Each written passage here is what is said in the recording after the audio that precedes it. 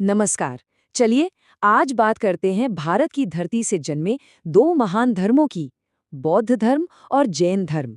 ये सिर्फ पूजा पाठ की विधियां नहीं हैं, बल्कि ये जीवन को देखने के दो बिल्कुल अलग लेकिन शक्तिशाली नजरिए हैं। पर एक सवाल, एक बहुत ही दिलचस्प सवाल जो मन में आता है, वो ये है कि आखिर ऐसा क्या हुआ कि एक ही जमीन पर लगभग एक ही समय में दो इतने बड़े धर्मों का उदय हो गया। मतलब 6ठी शताब्दी ईसा पूर्व में ऐसा क्या चल रहा था? यही सवाल है जो आज हमारी इस पूरी चर्चा की नींव बनेगा। तो चलिए कहानी शुरू करते हैं इन दोनों धर्मों के संस्थापकों से, गौतम बुद्ध और महावीर स्वामी। और आपको पता है, इनकी जिंदगी की कहानी में इतनी गजब की समानताएं हैं, मतलब कमाल की, जो हमें उस दौर के बारे में बहुत कुछ बताती हैं। अब जरा इस पर नजर डालिए। दोनों ही राजकुमार, गौतम बुद्ध जिनका बचपन का नाम था सिद्धार्थ, और महावीर स्वामी जिन्हें बचपन में वर्धमान कहते थे। कमाल की बात तो ये है कि दोनों ने लगभग एक ही उम्र में, मतलब कोई 29 साल में, कोई 30 साल में, सच की तलाश में अपना राजपाट, अपना महल, सब कुछ छोड़ दिया। और तो और ज्ञान भी दोनों को एक ही पेड़ के नीचे मिला। बुद्ध को पीपल के पेड़ के नीचे, तो महावीर स्वामी को साल के पेड़ के नीचे। ये सिर्फ इत्तेफाक नहीं हो सकता है ना। ये दिखाता है कि उस समय समाज में एक गहरी उथल-पुथल थी, एक आध्यात्मिक खोज चल रही थी। और इनके प्रभाव का अंदाजा वो तो बस इसी बात से लग जाता है कि गौतम बुद्ध को दुनिया ने लाइट ऑफ एशिया कहा, मतलब एशिया का प्रकाश, और महावीर स्वामी को लाइट ऑफ द वर्ल्ड, यानी पूरे विश्व का प्रकाश। सोचिए कितनी बड़ी उपाधियां हैं ये दिखाता है कि उनका असर कितना गहरा था। तो ठीक है, हमने उनके जीवन को तो देख लिया।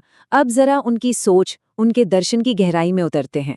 बात करते हैं उनकी मुख्य शिक्षाओं की, और इसकी शुरुआत करेंगे एक बहुत ही खास कॉन्सेप्ट से, जिसे कहते हैं त्रिरत्न। तो ये त्रिरत्न आखिर है क्या? देखिए, इसका सीधा सा मतलब है 3 रत्न या 3 जवाहरात। ये वो 3 सबसे जरूरी बातें हैं, वो 3 पिलर्स हैं जिन पर चलकर कोई भी मोक्ष तक पहुंच सकता है। और सबसे मजेदार बात पता है क्या है? ये कॉन्सेप्ट दोनों धर्मों में है, लेकिन दोनों में इसका मतलब बिल्कुल अलग है। ये देखिए, अंतर बिल्कुल साफ है। बौद्ध धर्म में त्रिरत्न हैं, बुद्ध, धम्म और संघ। मतलब बुद्ध की शरण में जाओ, उनके उपदेशों यानी धम्म की शरण में जाओ, और उनके समुदाय यानी संघ की शरण में जाओ। यहाँ शरण पर जोर है। वहीं दूसरी तरफ जैन धर्म के त्रिरत्न पूरी तरह से व्यक्तिगत हैं। सम्यक दर्शन मतलब सही नजर रखो, सम्यक ज्ञान मतलब सही जानकारी रखो, और सम्यक आचरण मतलब सही काम करो। एक में समर्पण है तो दूसरे में आत्म सुधार पर पूरा फोकस। अच्छा, शिक्षाओं की बात तो हो गई। अब जरा देखते हैं कि ये धर्म संगठित कैसे हुए। मतलब इनके पवित्र ग्रंथ कौन से हैं, इनके प्रतीक चिन्ह क्या हैं, और वो कौन सी बड़ी बड़ी सभाएं हुई जिन्होंने इन्हें आज का रूप दिया। बौद्ध धर्म में एक बहुत जरूरी चीज हुई। जब बुद्ध नहीं रहे तो सवाल उठा कि उनकी शिक्षाओं को सहेजकर कैसे रखा जाए, उन्हें एक जैसा कैसे रखा जाए। इसी के लिए 4 बड़ी संगीतियां बुलाई गईं, मतलब बड़ी बड़ी मीटिंग्स। पहली हुई राजगृह में और चौथी जाकर हुई कश्मीर के कुंडल वन में। इन्हीं सभाओं ने, इन्हीं काउंसिल्स ने बौद्ध धर्म को एक व्यवस्थित रूप दिया। और जब हम ग्रंथों की बात करते हैं तो बौद्ध धर्म में सबसे ऊपर नाम आता है त्रिपिटक का। इसका मतलब है 3 टोकरियां, एक में बुद्ध के उपदेश हैं, दूसरी में भिक्षुओं के लिए नियम कानून, और तीसरी में दर्शन की गहरी बातें। और हाँ, जातक कथाओं को कैसे भूल सकते हैं, जिनमें बुद्ध के पिछले जन्मों की बड़ी दिलचस्प कहानियां हैं। वहीं जैन धर्म के जो सबसे पवित्र ग्रंथ हैं, उन्हें आगम साहित्य कहते हैं। इनमें तीर्थंकरों की शिक्षाएं हैं। भगवती सूत्र, कल्प सूत्र और 12 अंग 12 उपांग, ये सब इसके बहुत जरूरी हिस्से हैं जो जैन फिलॉसफी और जीवन जीने के तरीके के बारे में बताते हैं। अब जरा इन प्रतीकों को देखिए। हर धर्म की अपनी पहचान होती है। जैसे बौद्ध धर्म में ये धर्म चक्र, ये बुद्ध के पहले उपदेश की निशानी है।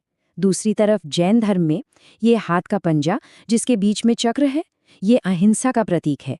ये हमें याद दिलाता है कि किसी को नुकसान नहीं पहुंचाना है। और स्वास्तिक जैन धर्म में ये जीवन की 4 गतियों को दिखाता है। तो अब तक हमने दोनों धर्मों को अलग अलग समझा, पर अब आते हैं इस चर्चा के सबसे जरूरी पड़ाव पर, जहां हम इन दोनों को आमने सामने रखकर देखेंगे कि इनमें क्या कुछ एक जैसा है और वो कौन सी बड़ी बातें हैं जो इन्हें एक दूसरे से बिल्कुल अलग बनाती हैं। पहले बात करते हैं समानताओं की। जैसा कि हमने शुरू में ही बात की थी, ये दोनों ही धर्म एक तरह के रिएक्शन के तौर पर सामने आए।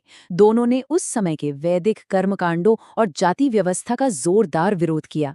दोनों ही ये नहीं मानते कि दुनिया को किसी एक ईश्वर ने बनाया है, लेकिन हाँ, कर्म और पुनर्जन्म, इस पर दोनों का विश्वास है। और सबसे बड़ी बात, अहिंसा, नॉन वायलेंस, ये दोनों की आत्मा है। पर समानताओं के बावजूद जो अंतर हैं वो बहुत बड़े और बहुत गहरे हैं। सबसे पहला और सबसे बड़ा अंतर है मोक्ष के रास्ते को लेकर। बौद्ध धर्म कहता है मध्यम मार्ग अपनाओ, मतलब बीच का रास्ता, न बहुत ज्यादा ऐशो आराम, न शरीर को बहुत ज्यादा कष्ट देना। जबकि जैन धर्म में मोक्ष के लिए कठोर तपस्या पर जोर है। फिर बात आती है अहिंसा की। दोनों अहिंसा को मानते हैं, पर जैन धर्म में ये और भी ज्यादा सख्त है, मतलब छोटे से छोटे जीव को भी कष्ट न पहुंचे। और शायद सबसे बड़ा फर्क है आत्मा को लेकर। बौद्ध धर्म कहता है कि कोई स्थायी आत्मा नहीं होती, इसे अनात्मवाद कहते हैं। वहीं जैन धर्म का मानना है कि हर जीव में, हर चीज में आत्मा है। ये बात इस अंतर को कितने अच्छे से समझाती है ना, कि एक का रास्ता है बीच का, संतुलन का, और दूसरे का रास्ता है कठोर आत्मनियंत्रण का।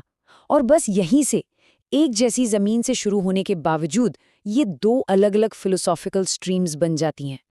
तो इस पूरी बातचीत के बाद एक सवाल तो बनता है, इन महान दर्शनों की जो शिक्षाएं हैं, अहिंसा, करुणा, आत्मसंयम, मध्यम मार्ग, आज की इस तेज रफ्तार दुनिया में इनमें से कौन सी बात हमारे लिए सबसे ज्यादा काम की है?